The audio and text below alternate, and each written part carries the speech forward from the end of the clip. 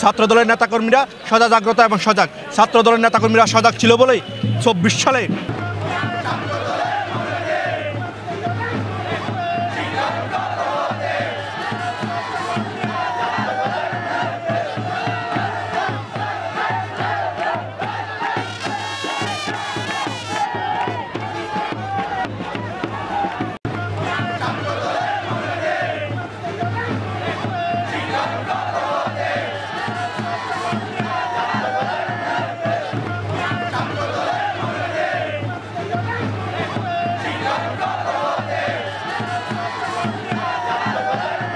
সবাইকে বাংলাদেশ জাতীয় ছাত্রদল কক্সবাজার সদর উপজেলা ছাত্রদলের পক্ষ থেকে আমাদের ৪৬তম গৌরবোজ্জ্বল প্রতিষ্ঠাবার্ষিকীর শুভেচ্ছা।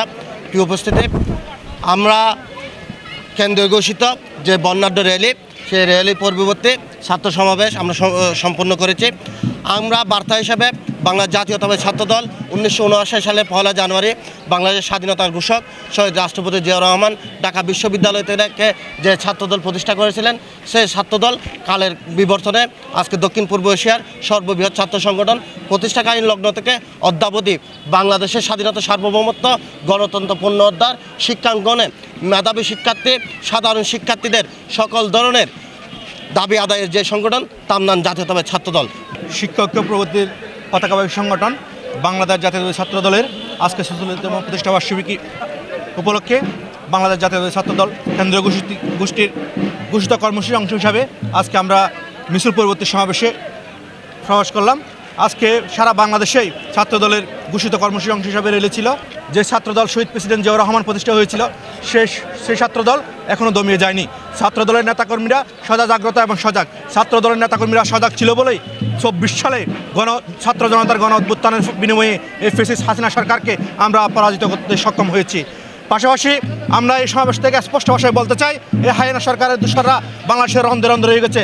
তারা ভারতের মাটিতে বসে এবং বিশ্বের বিভিন্ন প্রান্তে বসে বাংলাদেশকে ব্যর্থরাষ্ট্রে পরিণত করার জন্য বিভিন্নভাবে নীলনকশা কায়েম করতেছে এবং বিভিন্ন ষড়যন্ত্র নীলনকশা কায়েম করে বাংলাদেশের জনগণকে এবং বাংলাদেশকে বিচ্ছিন্ন রাষ্ট্রে পরিণত করার জন্য যে পায়তারা করতেছে, সেটা বাংলাদেশের ছাত্র সমাজ কখনো মেনে নেয়নি এবং আগামীতে মেনে নেবে না।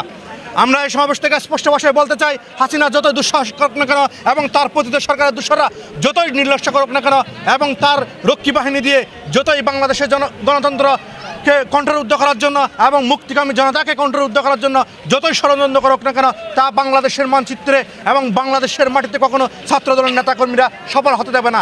এবং এই সমাবেশ থেকে আরও বলতে চাই, এই বাংলাদেশকে এক সাম্য মানবিক বাংলাদেশ বিনির্মাণ করার জন্য আগামী পথ নিয়ে আমাদের দেশনায়ক তারেক রহমান যে ঘোষণা দিয়েছে, সেই ঘোষণাকে বাস্তবায়ন করার জন্য ছাত্রদলের প্রত্যেকটা অঞ্চলের নেতাকর্মীরা সজাগ এবং জাগ্রত। জীবনের শেষ রক্তবন্দি দিয়ে হলেও বাংলাদেশকে একটি সুন্দর ও স্বনির্ভর বাংলাদেশ করার জন্য, সাম্য মানবিক বাংলাদেশ বিনির্মাণ করার জন্য আমরা জীবনের শেষ রক্তবিন্দু দিতে বাংলাদেশের রাজপথে প্রস্তুত আছি।